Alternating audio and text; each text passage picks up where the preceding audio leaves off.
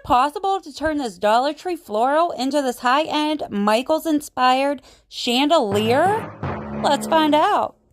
So here I got a heart wreath form. I have 17 bundles of flowers, a nautical rope, I got wired jute cord, and I don't have wire cutters, so here's how I'm going to cut my floral. According to what I followed, it said to just cut long stems. So I'm just going in, and if you don't have wire cutters, that's all you got. You just take your scissors, snip, and bend. The Dollar Tree ones break away really easy. So I do this to all 17 bundles of flowers. And what I found easiest was I slide these leaves up the stems because I might want some of them left on when I go to apply this. Whoa! So I'm just showing you here how beautiful these tiger lilies from Dollar Tree are. Are they not gorgeous? And I want to show you these. These make great gap fillers for the holes when you go in to build the chandelier. They're just called glitter berry bush. And here's some greenery. And this actually cuts away really easy. But I didn't even actually cut it. It pops right off. And I just hot glued that on. But it was that easy. This was the most time consuming part of the whole thing, was cutting all the flowers into long stems. So, where am I going to hang this? Luckily, I have a hook already above my little archway. So, what I'm going to do is, I don't have an actual plant holder, so I'm going to make my own. I take this nautical rope, and I fold it in half, and fold that half in another half. So you should end up with 4 strands. And what I'm doing here is I untied the nautical rope on the ends to make it easier to knot. See how much easier that made it? And the other side, it'd be a little too bulky. So I do the same to the opposite side. And if you want to save yourself a headache, you can just order these online at Amazon. I was actually gonna, but I didn't. So I'm going in with some zip ties to really make sure this thing's gonna withhold my ceiling fan. That thing really blows that air, and I don't want this falling apart. I again do that to both sides, and now I'm going to cut that middle piece of rope so I can make the end pieces. Notice my new scissors I got at Dollar Tree.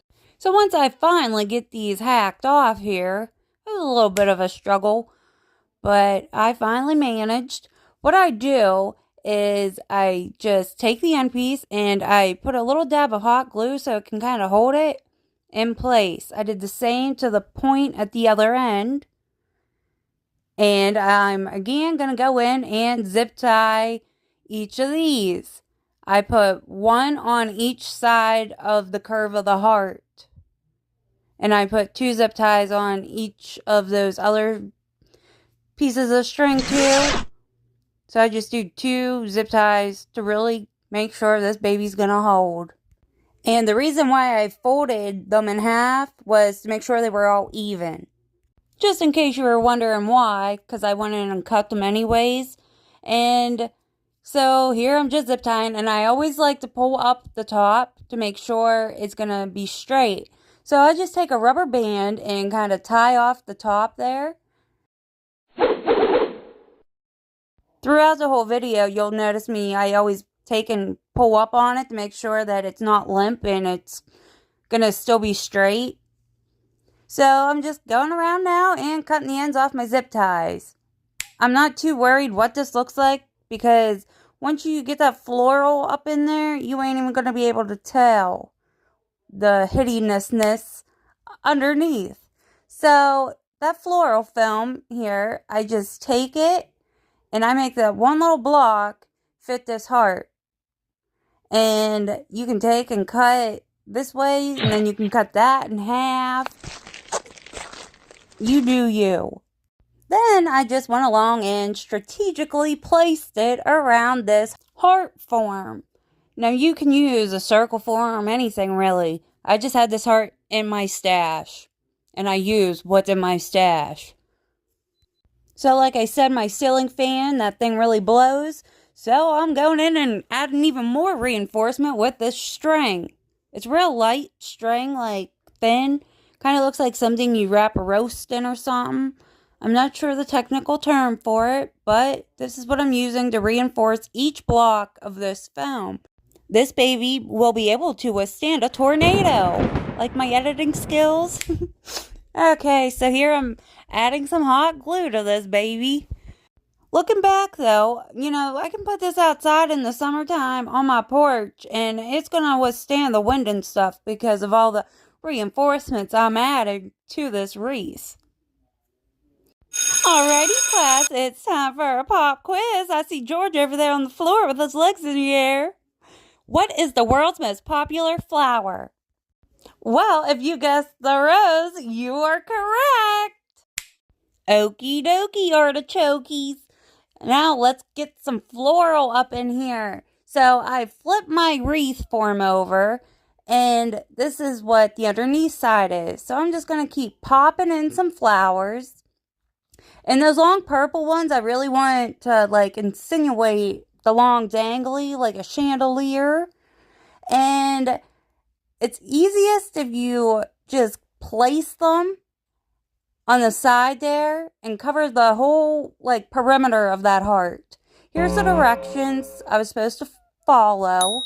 Clearly I missed step 1 because I did not build it hanging, and then I used my head and found something to put it on the door to build with. It was a lot easier that way.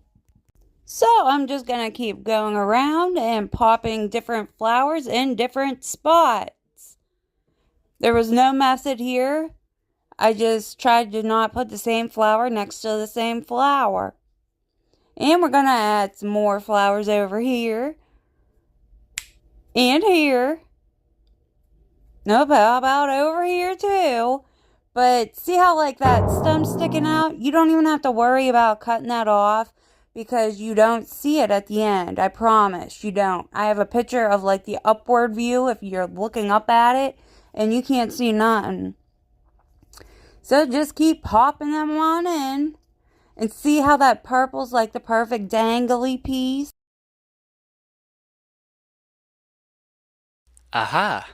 So now we're on the door. Like I said, it's a wreath hanger.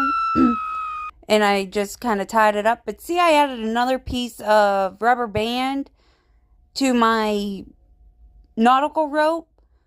I end up leaving the rubber bands on at the very end.